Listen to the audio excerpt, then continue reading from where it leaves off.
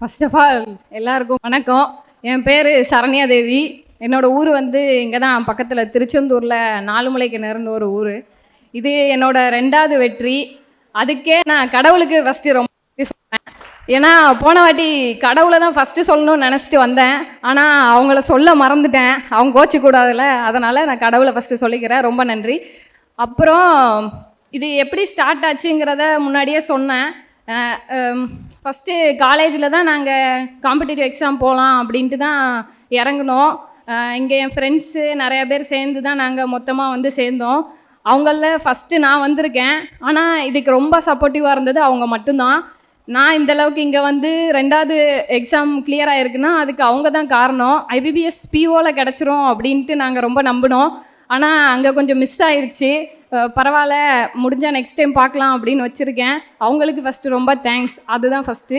அப்புறம் இங்கே வந்து ஃபஸ்ட்டு நான் என்ன சொல்லணும்னு நினைக்கிறேன்னா, கன்சிஸ்டன்சியை மெயின்டைன் பண்ணணும் அப்படின்னு நான் ரொம்ப கரெக்டாக இருந்தேன்.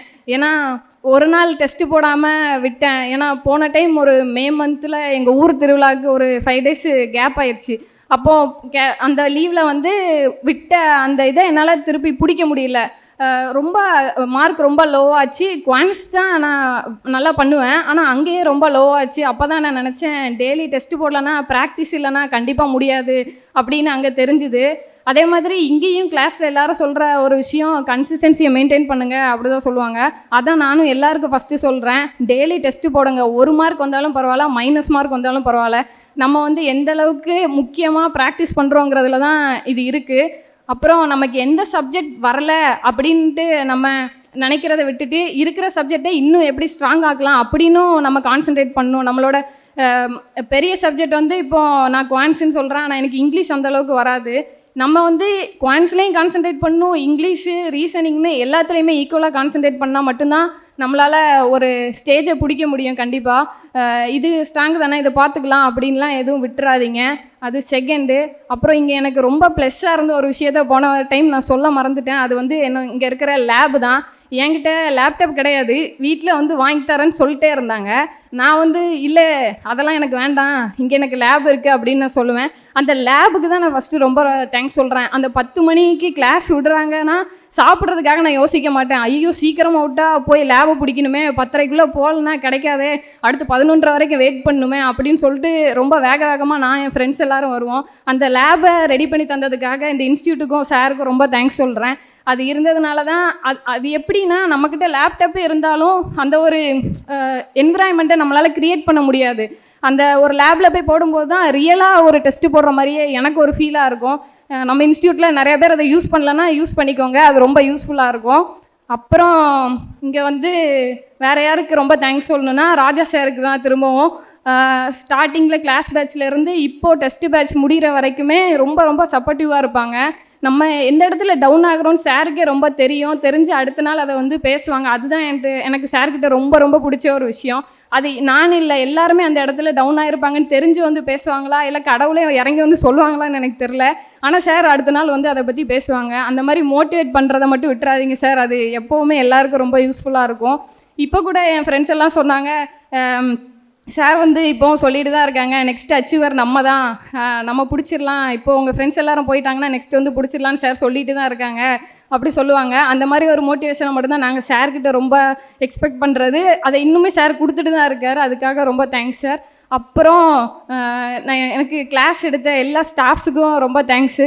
மெயினாக வந்து போன டைம் நான் பேசும்போது ரிஸ்வானாக்கா வெங்கடண்ணா இங்கே இருந்தாங்களா தெரில, இப்போ வெங்கடண்ணா இங்கே இருக்காங்க, அதனால் அவங்களுக்கு ரொம்ப தேங்க்ஸ் சொல்லணும்னு நினச்சிக்கிறேன். ரொம்ப தேங்க்ஸ் அண்ணா.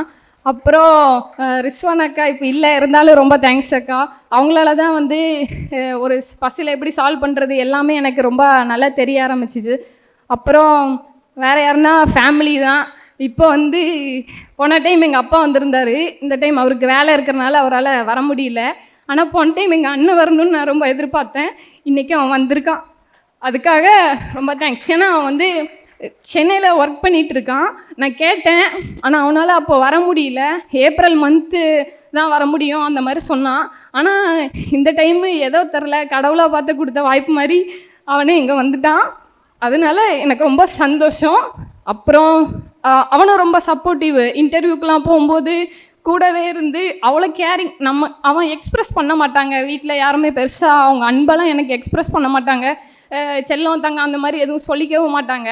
ஆனால் அவன் காட்டுவான், அது இயல்பாகவே இருக்கும். அந்த ஒரு விஷயத்துக்காக எங்கள் அண்ணனுக்கு நான் ரொம்ப நன்றி சொல்லணும் அப்படின்னு நான் ஆசைப்பட்றேன். அப்புறம் எல்லாத்துக்குமே ரொம்ப தேங்க்ஸ். நல்லா படிங்க, சீக்கிரமாக என் ஃப்ரெண்ட்ஸ் இந்த ஸ்டேஜில் ஏறுவாங்க, அப்போ நான் அங்கேருந்து அவங்கள பார்ப்பேன். அது கூடிய சீக்கிரத்தில் நடக்கும், அதுக்கு கடவுள்கிட்ட வேண்டிக்கிறேன். ரொம்ப நன்றி. நன்றி சார். எல்லாருக்கும் வணக்கம். காலேஜ் முடிச்சதுக்கப்புறம் இவனுமே பேங்கிங் இல்லைனா கவர்மெண்ட் எக்ஸாம் தான் ட்ரை பண்ணி சொல்லிட்டு இருந்தான். ஸோ அதனால தான் நான் சேர்த்து விட்டோம். ஆனால் இந்த ஷார்ட் ஸ்பேன்லேயே அவள் இப்படி கிளியர் பண்ணுவான்ட்டு நான் எக்ஸ்பெக்ட் பண்ணல. அண்ட் தென் அந்த பொண்ணு மேலே நம்ம இந்த ப்ரெஷரும் போடக்கூடாது. அவளை படிக்கணுன்னா கொஞ்சம் சுதந்திரமாக விடணும். அப்போ தான் அவளுக்கு அந்த மைண்ட் செட் இருக்கும். சரி, நம்ம வீட்டில் இருந்தே நம்ம ப்ரெஷர் பண்ணிட்டு இருந்தாலுமே, ஏன் ஒர்க் ஆகலை, ஏன் கிடைக்கலன்னு கேட்டிருந்தாலுமே அது கொஞ்சம் அந்த பொண்ணுக்குமே கொஞ்சம் ப்ரெஷராக தான் இருக்கும். ஸோ அந்த மாதிரி நாங்கள் எதுவும் பண்ணலன்னு நினைக்கிறேன். ஸோ ஆனால் எங்கள் எக்ஸ்பெக்டேஷனுக்கு மீறி சரணி எங்களுக்கு ஒரு கிஃப்ட் கொடுத்துருக்கா. ஸோ நான் அவட்டி தேங்க்ஸ் சொன்னதில்லை. நான் பர்சனலாக சொன்னால் எப்படி இருக்கும்னு தெரில. அதனால் நான் இந்த ஸ்டேஜ் யூஸ் பண்ணி தேங்க்யூ சரண்யா. ஸோ இப்போ அச்சீவ் ஆகிருக்கீங்க. நீங்கள் படிச்சுட்டு இருக்கீங்க எல்லாருமே சரி, நல்லா படிங்க. கண்டிப்பாக நீங்கள் அந்த கன்சிஸ்டன்சியை நீங்கள் விட்டுறாதீங்க, நீங்களும் அச்சீவ் ஆவீங்க. தேங்க்யூ. சுரேஷ் IAS அகாடமி, வெற்றியின்